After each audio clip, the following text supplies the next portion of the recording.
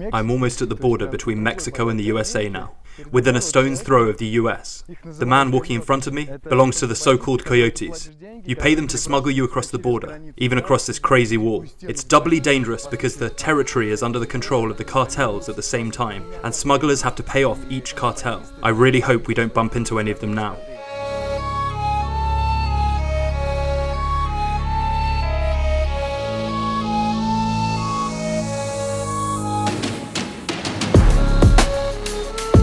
Dear people, in this episode we will visit the most guarded border in the world, which is nevertheless under the onrush of illegal immigrants. In order to get to the USA, they scale rusty poles, crawl under fire.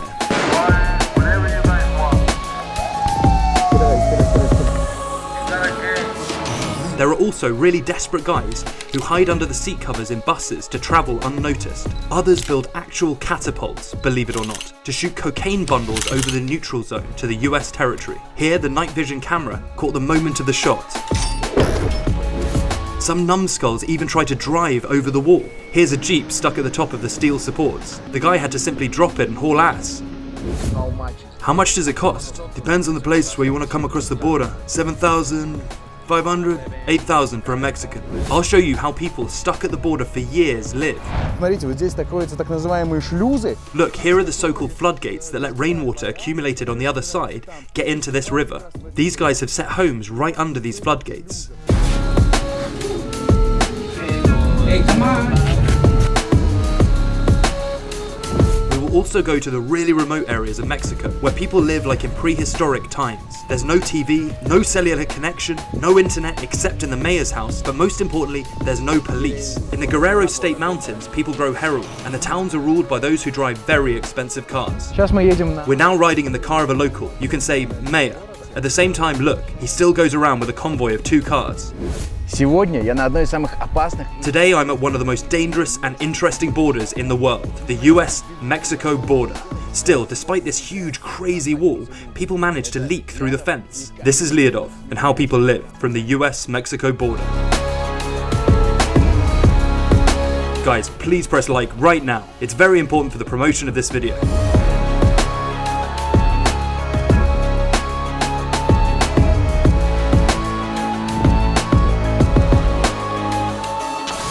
Okay guys, do you love badass champions, tough bosses and millions of players? Well, the Raid Shadow Legends is a free mobile and PC game, is exactly for you, and it has all of that. It's got 13 playable factions, but today we're gonna speak about High Elves. Champions in the game are just fantastic and all have history. For example, High Elves are classic good guys, mostly. Their queen is a powerful sorceress, and they've been fighting evil since before that was cool. The problem, it's not always clear whose side they're on. To find out more, you'll have to meet them in the story campaign. And for now, we would like to show you some High Elves we like. Look how majestic they look. And that's what I love about the game. Collecting and upgrading champions to make my team stronger. And Raid got its biggest update last month with the Doom Tower. Raid gives away a great champion bulwark to help everyone get started in the tower. Click the link in the description below to get a leg up on the competition with a free Void champion, XP booster, 50 gems, energy refills and ancient shard available as soon as you start playing. And don't forget Bulwark, the champion you get for free. You'll find your extra rewards in your box for the next 30 days only. So please go to the description, download Raid Shadow Legends and support my channel. And we are now getting back to Mexico. Do you see this convoy of cars with machine guns? Alongside run policemen and the military, hiding behind the armored doors. This is Culiacan, home and headquarters of the most powerful cartel in Mexico, Sinaloa. The National Guard enters the city to arrest the son of the notorious drug lord El Chapo. After the death of Osama bin Laden, this man became the most dangerous and the most wanted criminal in the world. Forbes estimated his net worth at $1 billion. Since El Chapo's arrest, his son, known under the nickname El Raton, or the Mouse, is the kingpin of the Sinaloa cartel. So what do you think happens when heavily armed National Guard forces enter the city? Armoured trucks with automated riflemen appear out of nowhere. Gunmen block roads with cars and set up roadblocks. Meanwhile, the Mexican security forces manage to arrive to the drug lord's house. Here he is, the one in the cap, in a garage full of G-Wagons. He gives his cell and gun to a fellow and surrenders. Nobody's hitting him, the guardsmen briefly search him, so that he even manages to shoot a message and call to someone. Someone's peacefully patting him on the shoulder. This time, around 700 armed men from the cartel have already taken position all around the city. There are dozens of roadblocks. The moment police try to take El Raton out of the town, a real massacre begins.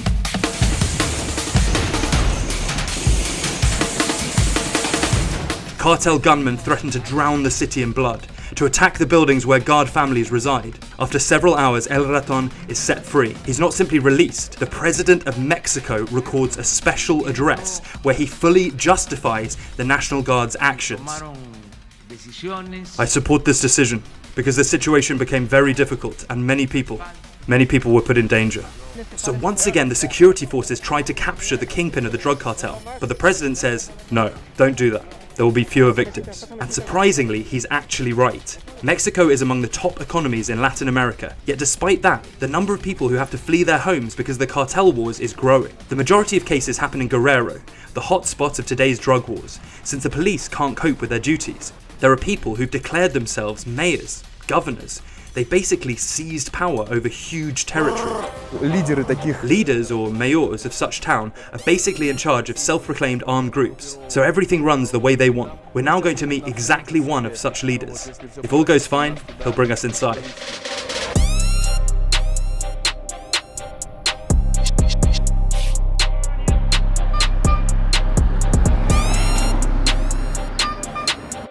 These people always appoint a meeting in the same place. In the town where taxi drivers spend the nights in their own cars behind the curtains made of t-shirts or plastic covers, there is only one really decent restaurant. The man greets us with a smile.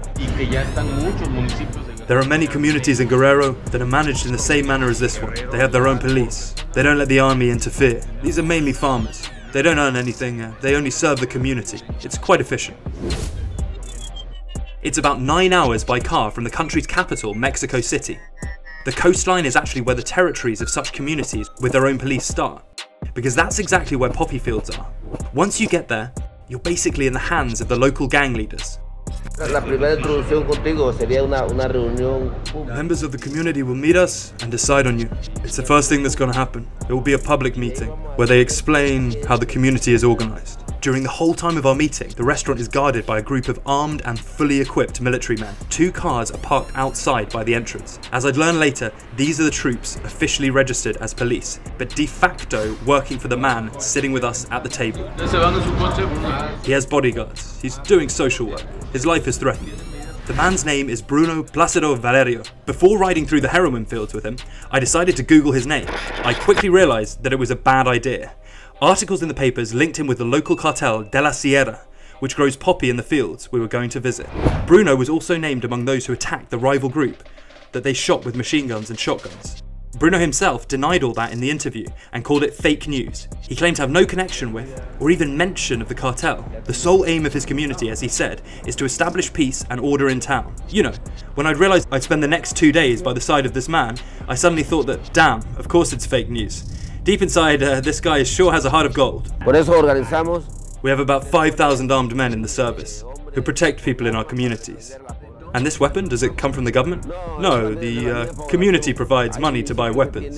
Today we have 20 municipalities and around 200 people in each community. What's their occupation? Are they workers or farmers? They are fishermen, teachers, farmers, mainly farmers. I decided to refrain from asking what these farmers grow to afford to arm 5,000 people or more. We were only leaving the town when you can easily tell someone's status just by observing the following. Bruno leaves the restaurant and gets in the car. Meanwhile, a police pickup truck blocks the car traffic from behind. One policeman keeps an eye on the oncoming traffic. Another policeman accompanies Bruno, who peacefully walks, sipping his coffee. The convoy follows us all around town. Moreover, the convoy cars change in each following town we pass.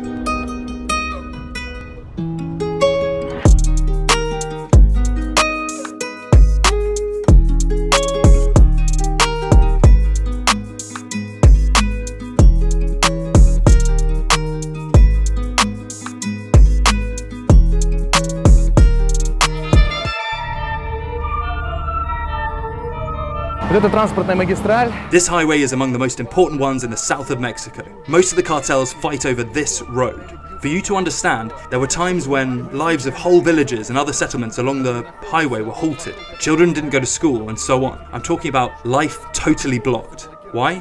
Let me explain. The one who controls the highway is the one who brings heroin and other drugs to the Mexican capital. The thing is, the road goes to the port city of Acapulco and also connects Acapulco with Mexico City. So basically, the one who controls the highway is in charge of all drug traffic of southern Mexico. At least 50% of all heroin in the country is believed to travel exactly here. The highway connects the mountainous poppy fields with the biggest cities and allows access to the ports in the Pacific Ocean, which in turn opens the routes to Colombia's neighbor, Panama, and to North America, which includes San Francisco, state of California. According to the Inside Crime investigation, one of the organizations that fights for Highway 95 is the Union of Peoples and Organizations of the State of Guerrero, headed by guess who? The man sitting in the back of our car. It's 7 a.m. in Mexico now. We are now a step away from the US-Mexico border.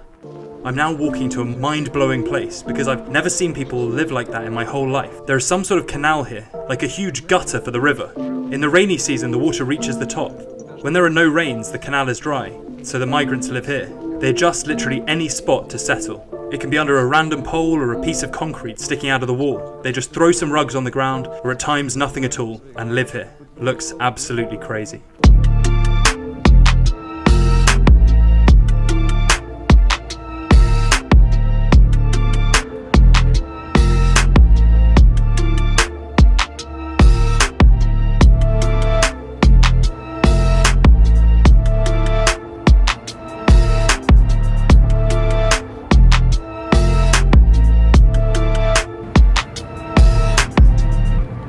Listen up, some dude's snoring.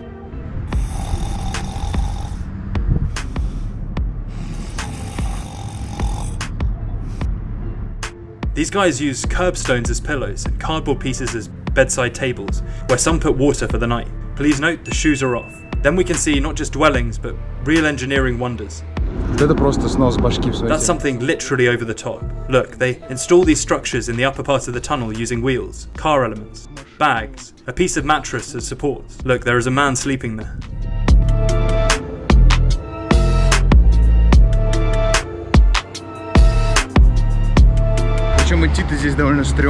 Honestly, you've got to be kind of careful walking around here. Even though it's dry, there's oil dripping from the highway above, so you slowly slip down. Here, one guy assembled some sort of cupboard that hangs a bag with bread, also a blanket. Of course, there are easier ways to create shelter. You can put up a couple of sticks to the wall and simply load whatever you find on top. Yet some guys are really handy. Look how thoughtfully this man has organized everything here.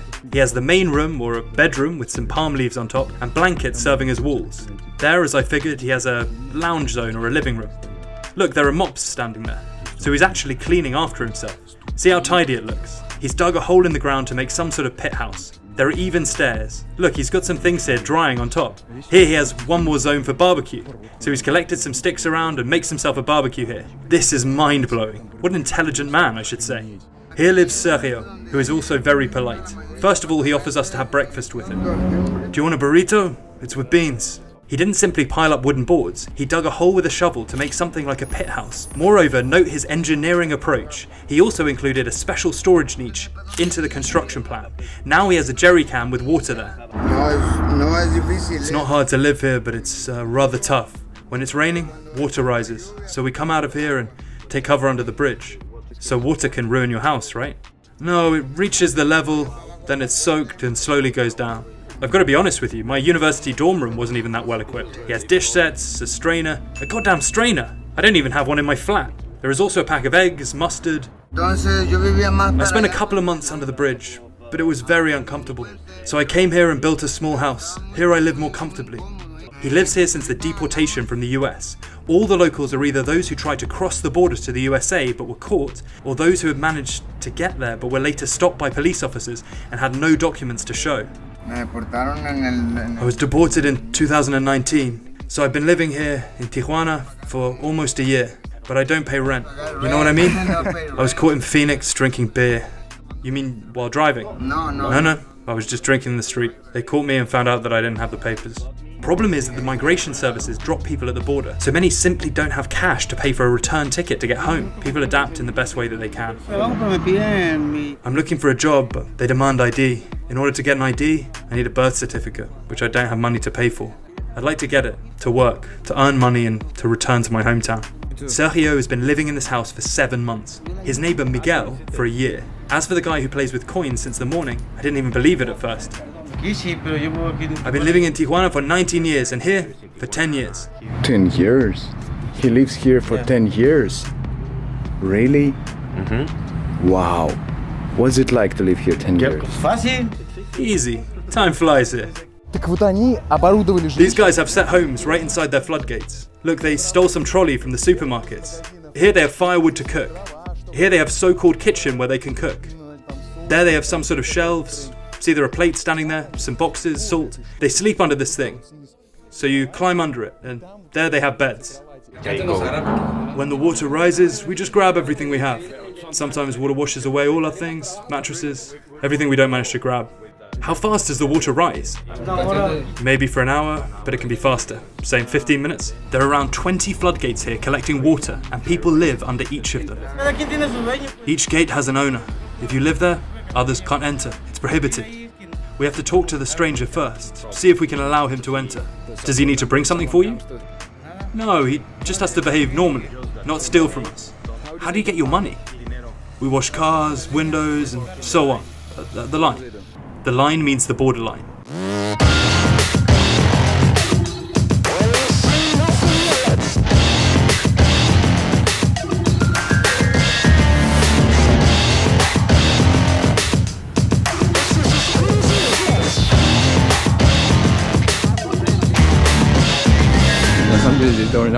In reality, it's quite dangerous here. There's no way police reach here, and there is nobody who somehow watches over everything. So it's literally their location.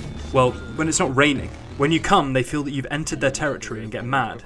Taking the condition of some people here, it's kind of scary. What's the problem? I tell okay, no problem. I'm not motherfucker. I want to show how people live. I was kicked out with a camera during the day, and that's what happened when too many migrants gathered here. Tear gas, smoke, grenades, pushing crowds. In 2008, there were thousands of migrants from here all over the continent. At some point, they simply bum-rushed the border. People's rage was only growing as the measures to protect the border toughened. During the election campaign, Donald Trump was repeatedly saying that he'd build a wall between the countries and would make Mexico pay for it. Fun fact, several decades ago, the situation was exactly the opposite. The USA asked the Mexicans to come and work there. During World War II, when the US labor force was at war, the two countries started a joint operation called Braceros. More than 5 million Mexicans were relocated to 24 American states, but mainly to Texas and California. They were paid salary, not less than 30 cents per hour, and not more than $3 per day. They had the right to have a house, food, to attend places for the whites. Yet as soon as the Second World War was over and the American men started to come back home, the Mexicans were slowly pushed out. The US government adopted a law imposing penal sanctions for hiding illegal immigrants. In 1954, the wetback operation began.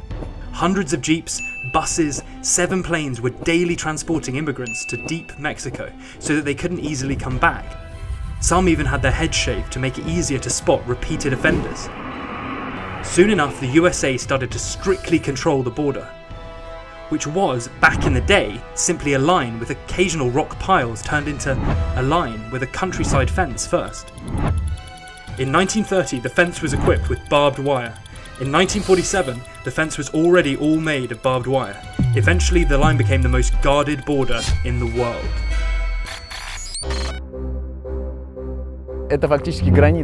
Basically the border between Mexico and the USA. This is the place of mass migration since the 70s. I mean handfuls, flocks, piles, masses of thousands of people were moving from Mexico to the US. And this is how it looks today. The Mexicans still live right at the border. Look, there are local favelas or barrios that basically lean on the border wall. As for Americans, it's the opposite approach. They build nothing here. This is the so-called safety zone. It is marked by these rusty yet stiff poles. Of course, the wall is not exactly a fully closed wall. First of all, it would be extremely expensive to build it. Secondly, I think the air currents have to go here to enable lasting stability, so the wall consists of the poles with narrow spaces in between. You can't squeeze there. There's no space even for an arm. Apart from the poles occasionally blown down by wind, there are also invisible obstacles. Aerostats with cameras powerful enough to see the number of bags someone is carrying. Watchtowers with cameras, including night vision cameras. Moreover, the seismic sensor that can not only detect movements of the trespassers, but even calculate their route. There are also motion detectors. The wall itself stretches even into the ocean. I'd say it looks like rails. The gaps between them are wider, so no one can theoretically hold stomach in and squeeze through. But no way. See? There is wire mesh here, so good luck.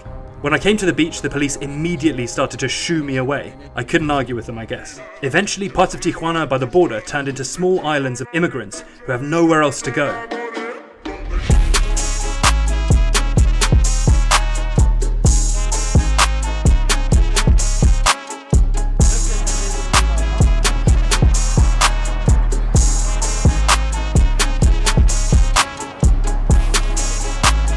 Thank God not everyone here lives like that handy dude with a barbecue area. Paulo Vanessa from Honduras, another country for my future trips with a criminal rate like Afghanistan, 20 people are shot there daily. My husband and I decided to immigrate when I was 2 months pregnant. I was very worried about the whole situation because we also had a 2-year-old daughter and no money to feed her. Then we decided to leave. The little baby peacefully sucking her thumb was still in Paulo's belly with umbilical cord around its neck when she left Honduras. Doctors said she'd need a cesarean section or there'd be problems. The water broke at 2:30 a.m. and there was no taxi. I suffered from the pain till 5 a.m. when the taxi finally arrived. But we had to stop because the baby started to come out right in front of my husband and 2 daughters. I had to take care of the baby myself. I started to bear down and the baby came out. I immediately started to cry. The taxi driver didn't know what to do, to go further or not. I said it was okay and asked him to cut the umbilical cord. They took care of me. My 2 daughters said, "Mummy, look at the baby, it's a boy." I arrived at the hospital, but when we left, I had nowhere to go and nowhere to live. We didn't know what to do. We couldn't get a place here in the shelter anymore. The girl there said it was prohibited, but it's my baby, my beautiful baby. I'm proud of how I delivered him. It was very difficult to register him here because I'm from Honduras. They told me I don't need to register the baby. They'll take him away from me. The lawyer came here to the shelter and helped me. They've been living in this tent for 6 months already. Bags are used as pillows. Kitchen is here too. They were lucky.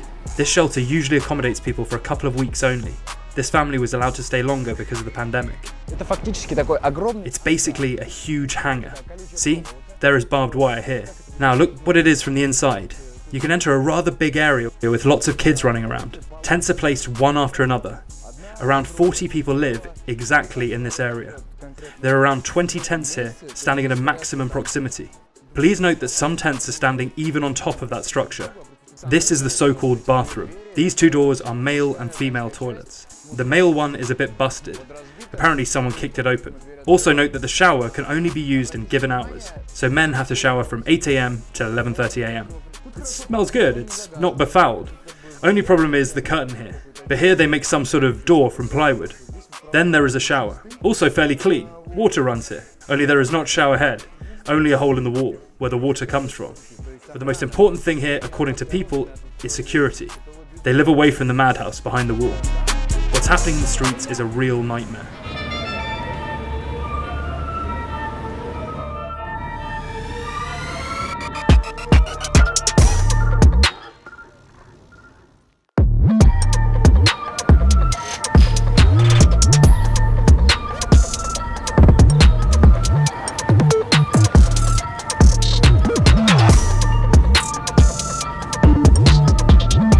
Here is a woman. She dumped all of her contents of her bag right here on the road. Here is another dude putting trousers up to take them off. It's a real heroin ghetto of Tijuana. Here's a lady with many suitcases and in a good mood. You know why? Because she stole them, kicked out of the house by a scandalous wife. Идет дедушка, значит, ну трудно. An old man is walking here. It's difficult for him to walk. He's leaning on a mop and a crutch. He's walking and holding this jacket. I didn't really understand at first that he was selling it, but his daughter or someone just came over and asked, like, if you sell it, what are you gonna wear? Check out this old guy's fashion. He's wearing a cap and a bandana under it. How much do you want for your jacket? 100 pesos? Yeah, exactly. It's yours. Yes, ma'am. Why do you want to sell it? Why? Because I don't think it's too big for me. Too big for you? Yeah. And you need money. Yeah, I need money to eat. I need money to eat. Yeah, To eat? Yeah. Posters with missing people is a normal thing here. This is Eduardo. He lives in another district of Tijuana. His story clearly illustrates the situation here. He has a picture of his son, Lalo, on the chest. He passed 2 years ago, was shot by a silly mistake. We were together that day. He said, "Can you lend me some money?" I did. He lived together with his girlfriend. I fell asleep and in 30-40 minutes, I woke up to gunshots. He was shot 4 times. Here, here, and here. He was 21. When I reached the place, I saw also my nephew lying there, holding him in his arms. At first I thought it wasn't my son. I said, "Leave him alone. It's not Lalo." He answered, "Uncle, it's Lalo." I saw that he was wounded. His jaw was broken. I checked his chin and saw a tear on his face. Paramedics came and took me out of there. My son squeezed my hand. That's how he spent the night. I don't wish this on anyone. My boy was very good, and those bullets were not meant for him. They were for his cousin. His cousin was a criminal. But you shouldn't think that everyone here is a criminal or inadequate. While I was strolling around this mess, I suddenly saw a dude fixing a book with the tape. Who gave it to you? The library. The library? Yeah. You took it from library? Well, not this one, but sometimes, the library give it to us, donations. You go to library to read books? Yeah. What is your favorite ones? Well, like me, history. History? History, yeah, history. Besides history, animals, like nature. This is John Guterres. He's 48. He says he's lived in California since he was 8, until police checked his papers several years ago and deported him from the US. What's your plan? My plan is just to stay free, stay out of trouble, and just try to. He's my partner right now, so I'm trying to in the future try to keep ahead and do my best and try to get a decent job and take care of each other. How do you get money? I get money, but working. Sometimes I get work, asking for jobs, or not permanent, but because I don't have a credit card right now, or a ID card. So what I do is go and ask people, some businesses, stores, or just houses. Many migrants work at the line. They sell hats and snacks. Этот пропускной пункт, он называется Сан-Йсидро. This port of entry is called San Ysidro. It is the biggest and the busiest entry port in the world. Here, between more than 70,000 cars cross the border daily. All in all, more than 100,000 people. It's basically a full-scale town crossing the border to and fro. People working here, washing car windows, offering guns, chips, and all this bullshit, have created a whole industry. Some people specifically come here to live in the bushes and work at this border. American border officers check cars extremely attentively here. They open the doors, check if the doors bend, if they are opened and shut the way they should, from the technological point of view. Right now, an American officer is examining this truck with a flashlight. This Jeep, he is opening all the doors, knocking the ceiling to see if there is anything hidden there. Now he's standing like, why doesn't the back door open? Come on, open it now. Now the third person came here. The one on the right is also checking like, what the hell do we have here? There are 3 of them now, examining a single car. Look, he's going under to check under the wheels. He scrutinizes all of the bottom with a mirror on a pole. What if the driver is hiding something in the discs? Look, and he's not lazy to kneel, to go almost underneath the car. Apparently they come across a very suspicious dude, and he's not just examining it with a mirror now, he's scrubbing something there with a knife. Like, what if something is taped there? Holy moly, no way you can gyp this guy. Собственно, мы сейчас находимся посреди этой автономной. Now we're in the middle of this autonomous zone in the state of Guerrero. As you can see, there are armed people, not only at the entry posts, but even at the gas stations. There are 2 people there. They have sawn-off shotguns. Ordinary shotguns, it's pretty obvious that it's a kind of trophy weapon or something like that. The man with the shotgun sees the camera and approaches to ask why the hell we're filming there. Then he sees who's driving with and walks away silently. On our way to the autonomous zone, where our friend Bruno is the local king and god, we pass many security checkpoints. Usually it's such guys with guns or rifles collecting coins in the jar and maintaining order at the same time. Sometimes there are guys with police cars, but once they see our companion, they also wave and are friendly to invite us to drive without stopping. We insist that we can take care of ourselves. The deeper into the mountains we go, the more people ride donkeys instead of cars. We pass by some strange markets where people sell rocks, some sort of construction market apparently. Many carry building materials on the head. Check out this chick. She has a special pad, together with her hair bun creates a very stable structure. Many locals here don't know how to write and read in Spanish.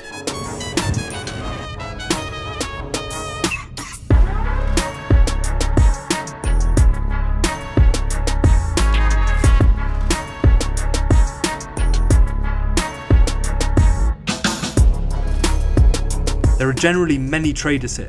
Salt is sold on an industrial scale. Taco bread is fried everywhere right on the fire. Traders sell a lot of trifle. Look, some beauty with a red bow is waving something bushy to invite a passerby. Local taxi routes look very funny. Back of the car is open, like the trailers used to carry horses or donkeys. There are also kids who pretend to be clearing the road from landslides and ask money for it. When entering Bruno's town, it's called Buena Vista. There is yet another trading spot right on the car hood. Local residents literally run away from the cameras.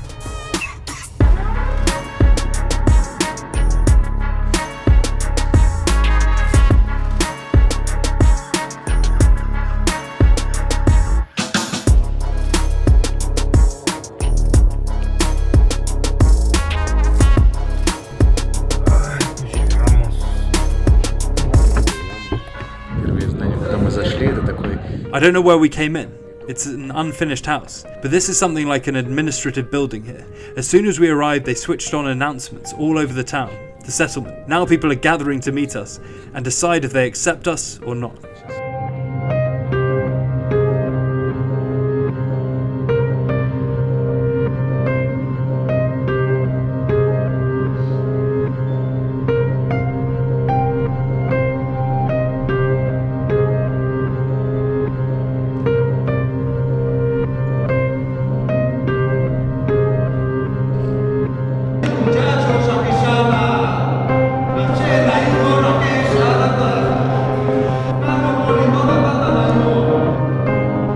While we were waiting for the gathering, we were invited to have lunch. Мы ждали обед и принесли прекрасный. While we were waiting for lunch, we were served this wonderful thing called chicatana. These are ants, running all around with fat asses. It's a local delicacy. They're a bit fried. It's sort of a snack here, like our crackers. Well, can't miss a chance to try this beauty.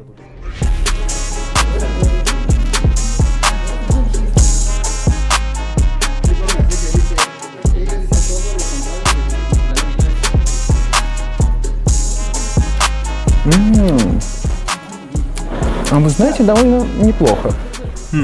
I don't know. It's actually not bad. Dry texture, but it's kind of smoky. Yeah, not bad at all. I'll go after another one.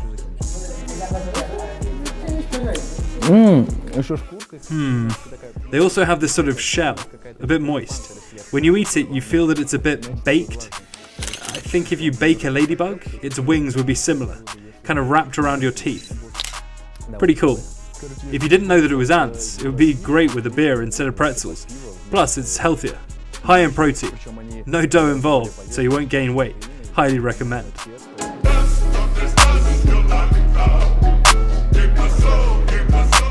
Some even eat chicatana as a side dish. Workers go to town, gathering, wearing or carrying whatever. Here is an old man with a trolley full of wood and pineapple.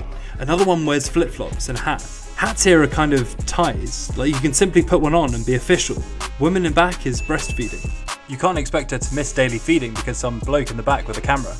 Another kid was playing by mum's side during all the gatherings. By the look of the toys, one can guess the decade this town lives in. A stack of CDs serving as rattle toy, a toy car, or better, the bottom of a car within two wheels. The kids build garages from some wooden sticks he found nearby. Meanwhile, Bruno and his fellows are presenting their settlement, Buena Vista. Slides are projected to the wall. This projector is probably the only one for 100 kilometers. We have 2,200 inhabitants here. 21% of the population don't know how to read. 9% of the houses have toilets. 22% refrigerators. 0.2% of the population are connected to the internet. Not because people want it that way, there simply is almost no connection here. In order to understand how people live, it's enough to simply visit someone's house. Naked brick walls with clay used instead of solution. Floor is basically absent. Kids are walking barefoot together with huge chicatana ants. and other life forms. One room is everything: a kitchen, a bedroom. Look what a neat perch for cups. It's also a storage place. Baby stool is hanging on the ceiling. Speakers from the 90s are standing on one shelf. TV is on top of the garbage bin for some reason. Some sort of housework area is behind the house. Look, there is a bucket where people wash clothes. There is no canalization here, only a barrel with water. There is also a shower here. Let's put it this way: there are also no pipes here, just a hose. Again, no floor, just trampled down earth mixed with stones and pieces of bricks that were lying here years ago. I'm almost whispering because this evening there was a funeral in the house. A 20-year-old guy passed away. You know why?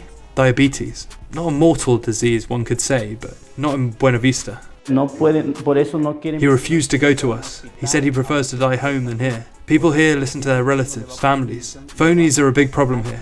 Before they go to the actual doctor, they go to around 10 other people they know. Witches, magicians, people who have no education. And only after that they go to the hospital. That's why when they arrive, they're already in a bad condition. The doctor himself is not local. He was sent to work here together with a colleague. At the beginning, they were as shocked as I was. What shocked me was this attitude to childbirth. Things they do have nothing in common with what we've studied at university. Everyone knows that a woman has to deliver a child in a calm mood, lying in bed with relaxed legs and so on. But here, they deliver babies standing. So a husband is sitting in a chair and his wife is standing above looking at him. They also don't use any drugs. This region, San Luis, has the highest maternal death rate. If you force them as a doctor, they feel interference and resist. Husbands say, "If something happens to my wife, I'll kill you."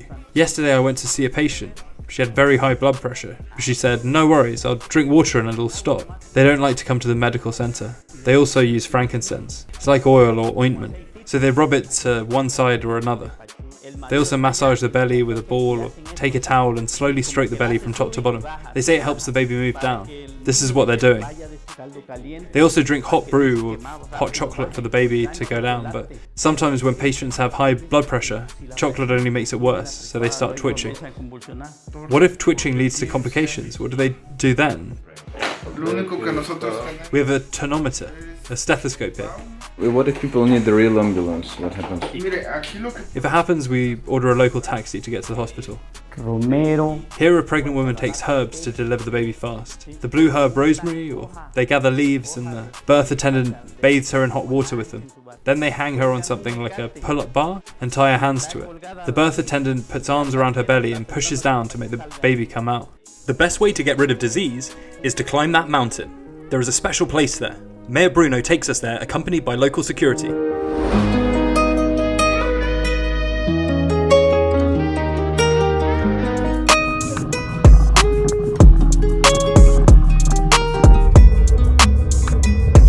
Так выглядит патрульная машина самообороны. This is a patrol car of the local security in this autonomous zone. What's curious is that the state police don't interfere into the business of this community. These guys all have weapons. Some look like Mosin Nagant. Some are average hunting shotguns, scatterguns. I haven't seen any machine guns. Are they in good condition? See? Yes. Have you shot from it already? Yep. How many times? 4 or 5 times. For example, there was a murder, a man was killed, but we caught the murderer and circled him. He had no choice. Смысл в том, что безопасность... Safety of all towns or settlements fully depends on these local security guys. They have a two-way radio, even uniform, so when people see them, they immediately know that it's the police, the guardsmen. Fun fact, none of the fighters here are actually paid. They're all volunteers. The community chose me and ordered me to serve, so I simply have to. It happens the following way. They place their name on the board and decide whether this man has to serve or not. Each one of us gets to go through that. Is it true that neither you or anyone else in the police or security get paid? Yeah, no money. It's basically social service. How do you earn your living? I have pineapple trees, fields. I also grow coffee beans and so on. I mainly do it on the weekends, because all the other days I'm on duty. After we reach the top, Bruno shows the rain altar. This is the place that Mixtecs ask for healing. Mixtecs are people who lived here hundreds of years ago. All those habits like drinking chocolate or hanging on a pull-up bar are left after their ancient dwelling. The most interesting guys were Aztecs, predecessors to the Mexicans. Aztecs were the wildest guys on the whole continent, like the Dothraki in the Game of Thrones. During the first century of their history, they fought so much that they were basically like a living mercenary army. They were paid with food, jewelry, and yes, feathers. Feathers were cool back then.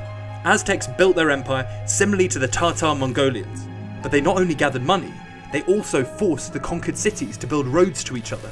It was important because there were neither horses nor transport on wheels, and people moved around by walking. The Aztec Empire came to an end when the Spanish moored on the local shores. By the way, Mexico is the biggest Spanish-speaking country in the world to this day, so the Spanish came to Mexico with a bold dude called Hernán Cortés. Bold because he had no idea about the size of the Aztec Empire and about thousands of warriors in its army.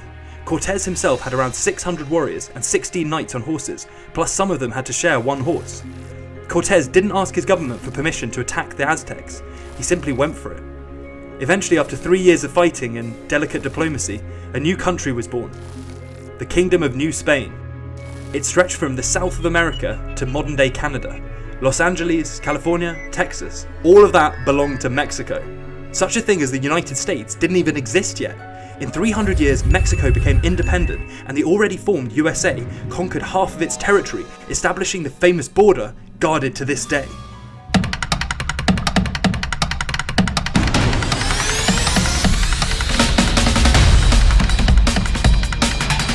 Мы сейчас едем в город, ну и знаете, такой... We are now going to the city, or better a small village, that is nowadays the most popular spot for illegal immigrants to cross the border. Point is, in Tijuana, they're now so carefully observing every meter and centimetre of the wall that it's almost impossible to get through.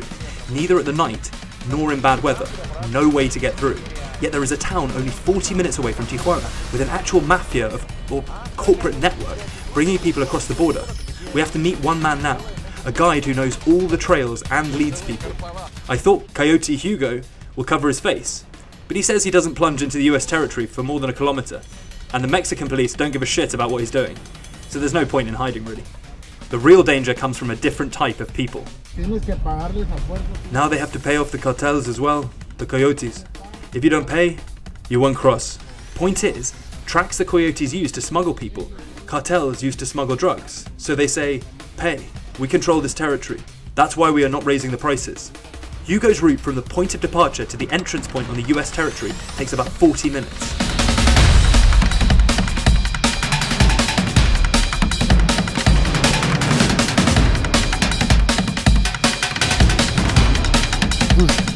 Невероятная жара и... It's unbelievably hot here, like in the desert. The farther you go from the ocean, the more desert it gets. There'll be even less greens. It'll be like that scene from Breaking Bad. Maybe you remember when Walter White's trousers were flying far away? This kind of scenery starts there.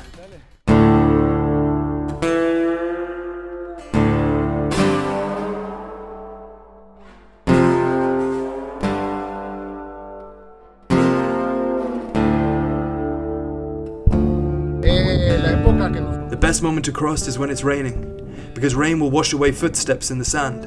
It confuses migration officers. We reach Casino. There is no wall there, only fence.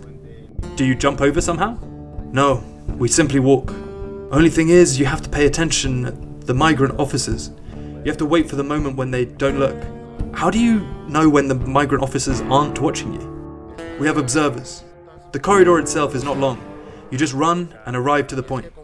Do these observers work for the cartel? No, these are our people. Cartel only allows you to bring your people in together with the chicken. That's how we call the migrants. Why do you bring people to the casino? Because it's easy. It happens in the night, when there are usually many cars. It's convenient. Casino works 24/7. It's already on the US territory. There we meet another man who brings people to Los Angeles. They pay only when they arrive to the point. Hugo is only an employee of a big organization. How much does it cost? It depends on where you want to cross the border. It's about 7,500, 8,000 for a Mexican. If you're a foreigner, it costs from $12,000 to $15,000. Chinese pay 18,000 or even more. Brazilians, also 18,000. Venezuelans, 15,000. Costa Rica, 13. Ecuador, 15. Mexicans get the cheapest. Do you have Russians? Very few, but the price is the same as for foreigners. 20,000. These are expensive people. Hugo gains 2,000 per person. Has it ever happened that you were caught? Yeah. How? It was around the line, because we used to cross the border differently. People were given fake papers, but the migration officers found out that I was with them. They spotted fake papers and told me that I was their guide. Eventually I got 1 year in prison. So you spent a year in prison? Yeah. Where? Here in San Diego.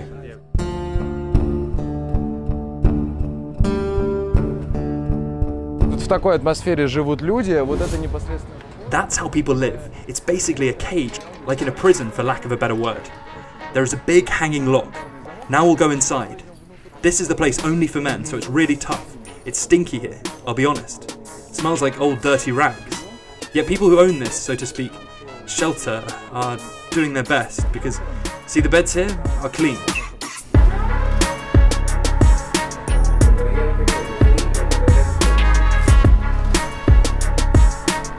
Alexi Yuno Martinez is from Honduras. Back in his homeland, he served for 3 years in the army. The constitution of our country forbids the president from re-election. He was supposed to be in charge for 4 years only, but the president used the military to keep his regime. Eventually my job became unstable because the criminal rate skyrocketed. Check this out. Even under the Honduras constitution, the president cannot be re-elected like in some other countries. There's a criminal gang in our country called Mara. There are also the Metres, 18, Los Cholos. All of those are names of big gangs. If you have business, you have to pay off Mara 80% of your income. So in the end, it's not profitable. And the moment you say no, they go and kill your family. Alexi eventually tried to escape to the US. I took a bus and rode to the end of the wall. There was an easy spot to cross the border. I found a place without the wall, but there were border patrol cars. I waited for the night to cross the hill in the darkness, and went for 4 days. By the end of day 4, I ran out of water and food, but I kept going. I was already close, but the motion detector worked. In a second, there were 7 4x4 patrol cars approaching me. I wanted to run, but I couldn't, because when they saw me, they pointed guns at me and threatened that they'd shoot. I had no choice but to stop. Some migration officers spoke English, others spoke Spanish. They asked me where I was from. I told them I was from Honduras. They would ask me over and over, "What are you doing in this country? How did you get here?" They asked other questions too. I got pissed, so one of them punched me in the belly. I reacted and kicked him. When I kicked him, he wanted to attack me, but other officers were holding him. They told him to walk to the front. They checked my shoes, fingerprints, even took photos of my legs. I spent 5 hours in a car with air conditioning. I was very cold, but they did nothing, only observed. At 2 a.m, they simply threw me out of the car on the grass. What did you do after that? I spent 7 more days there. I ate only twice during that week. Before that, when I was there, police searched me. I had around 3,800 Mexican pesos. Cops of the line took the money from my wallet. I had a Mexican residence permit and CUPR, the unique population registry code. They took it away from me and tore it to pieces.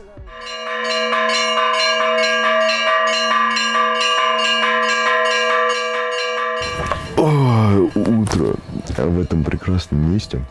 Oh, morning in this wonderful town called Buena Vista in the autonomous zone starts at 4 a.m. It goddamn starts at 4 a.m. It starts with a bell ringer tolling the bells. So whether you like it or not, you will wake up. Why so early? Because most of the population here are farmers. So their working day has to finish around 1 p.m. We got some wooden cabin to sleep. Pretty cozy place, I should say. As you can see, there are cracks in the wall to replace air conditioning. It feels like you're sleeping in the middle of a forest, where all living things are working at full volume. Shouting birds, buzzing cicadas, then something else. The roosters start to shout from 2 a.m. for some reason. When the bell ringer starts his symphony at 4 a.m, there's a choir of roosters already. I think it must be like a cartoon, when they pull their necks and start cuckooing all together.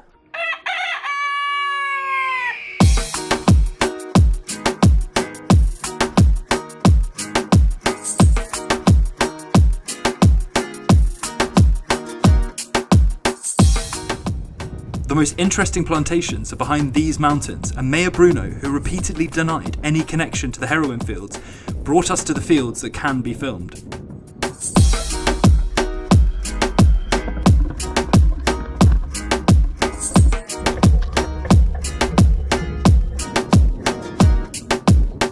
Удивительное дело, мэр такого вроде казалось. Surprisingly, we're with the mayor of a small town that's located very deep into the country, yet the wildest animals we saw during the whole ride were some pigs. Still, note how he goes everywhere with a convoy. There are 2 full cars there with the local security and state police that sometimes does arrive here, but only under very strict supervision from the mayor. They ask him everything, where to go, where not to go, what to do.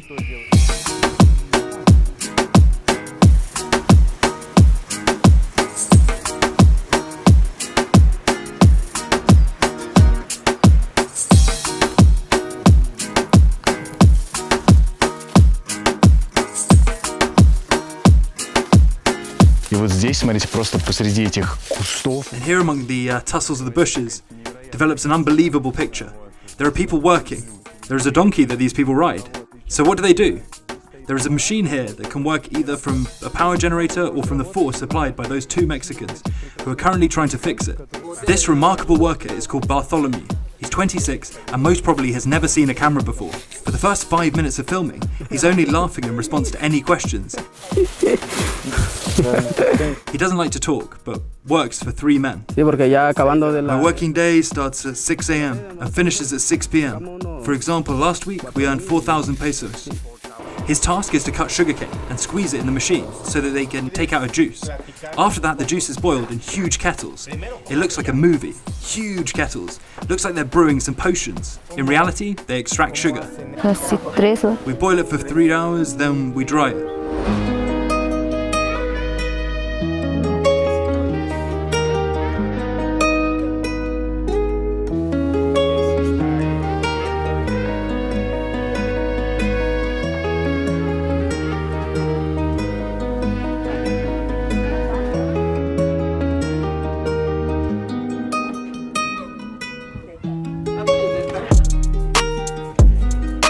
Получается как бы, ну, прям самый-самый органический It сахар. turns into real organic sugar without any substitutes, produced here in Mexico.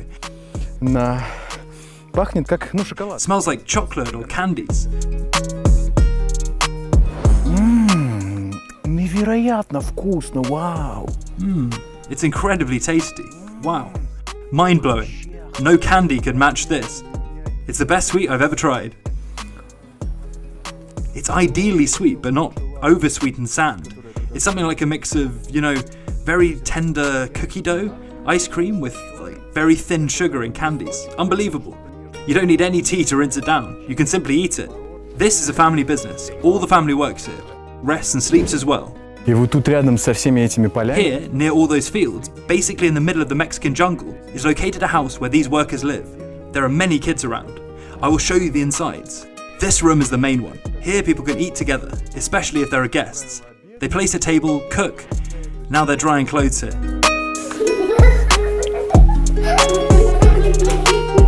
А вот так выглядит, собственно, сама комната. That's how the second room looks, see? There is only one window here and that's it. A bed and many kids. They also dry here clothes. Theoretically, you can live here without visiting the town. All the necessary food is growing all around you. Просто охренеть. Это... Amazing. This is a grapefruit tree. We climbed after crab apples when we were kids, and here people climb after grapefruits. Here it is, like at the market. I want to try it. How a grapefruit in the wild Mexican mountains tastes.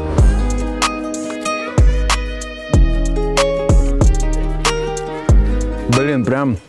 Man, I want to add some martini to that, Прям такой, знаете. It's not the dead ones from the local 7-Eleven, it's the real juicy one that you find at a good market. If you're after martini, you'd have to travel about 2 hours, where you can enjoy a local party place. Вы просто предположите, что это? Just try and guess what kind of building this is. This kind of shed. Also, please note, when they were building it, there were not enough planks, so some places were covered with small trunks. This is a shop, also a bar, also a nightclub, if the seller's in a good mood and they switch on the music. Внутри, вот видите, наставлены. See, there are fridges inside with Coke. By the way, Coke here costs less than in Russia, around 50 cents. Next door is total chic. Look, this is a restaurant. Here are the tables. So you come, order something to the owner, he'll cook whatever you ask. Here is something like a kitchen table. Your order will be cooked. There are pineapples prepared here. By the way, pineapples here are amazing and smell incredible. She cuts them with such a knife. Note how the knife is made. The blade is put into some clay pieces or something like that. I've never seen anything like that before. In the fridge you can find partially prepared food, so it's not only about cocktails. Look, there's meat, fish, chicken, anything you want. It's pretty cool. You can sit somewhere here, by the way. There's bamboo instead of planks. And there is a VIP zone, where I can't enter. Now, in reality, it's the kitchen. They cook everything here. There is a handmade barbecue here. They took a metal barrel, cut it, and welded the legs to it. So there you go, a mini kitchen. The only connection here is through speakers installed on the poles. For example, now they announce all who will have birthdays today. Surprisingly, you can buy cards with Wi-Fi in the shop. I was like, Holly Duck?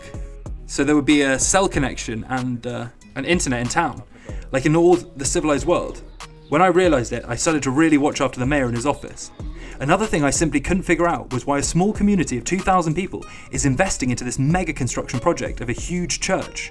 Bruno and his followers were talking about it exactly when a boy at the gathering was riding his toy car into the garage on the dirty floor.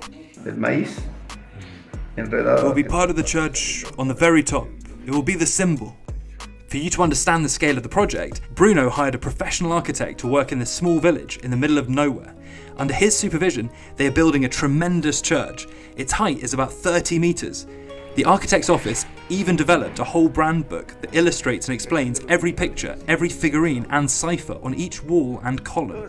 Moreover, the church is built with so much dedication that the whole region has been living without construction material for months. Thomas is a local carpenter who used to earn money doing furniture and other stuff. Now, because they're building the church, all I can do is use the wood they threw away after they finished their works. Before, I sometimes earned 150 pesos a day or $15. Well, when I had orders. Today, I don't have anything. Not only wood is scarce now, but also concrete. Look, the stairs simply finish at some point, and then people walk the shabby wooden one. I want to ask the government to help people like me. For example, to have food. Sometimes I eat my tortillas only with sauce, no meat, no veggies, just tortilla and some sauce. So now beef, no chicken? No, I can't afford meat. So people are not feasting in terms of nutrition. Kids play with empty bottles. There is no internet, even though technically it's possible to provide access to the worldwide net. And here is, for instance, the mayor's house, who, by the way, constantly surfing the internet from his mobile phone.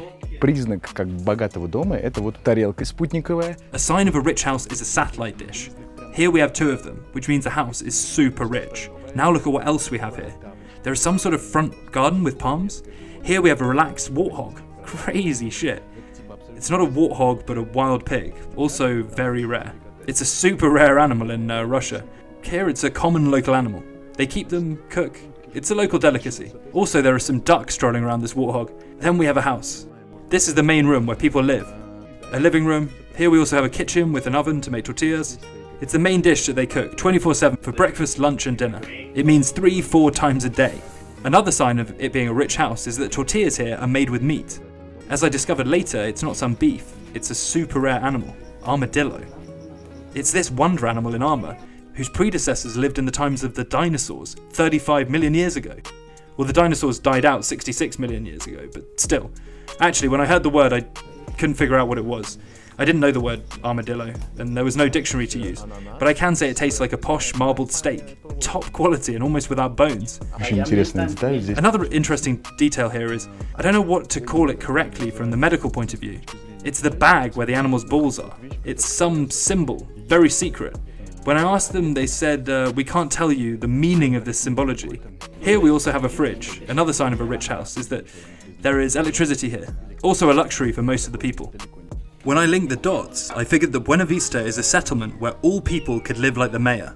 But people have nothing to compare their lives with, nowhere to read that they can live differently, nowhere to learn from about reasons to rebel or to complain, and most importantly, no source of education, because there's no internet. Things are the way they are.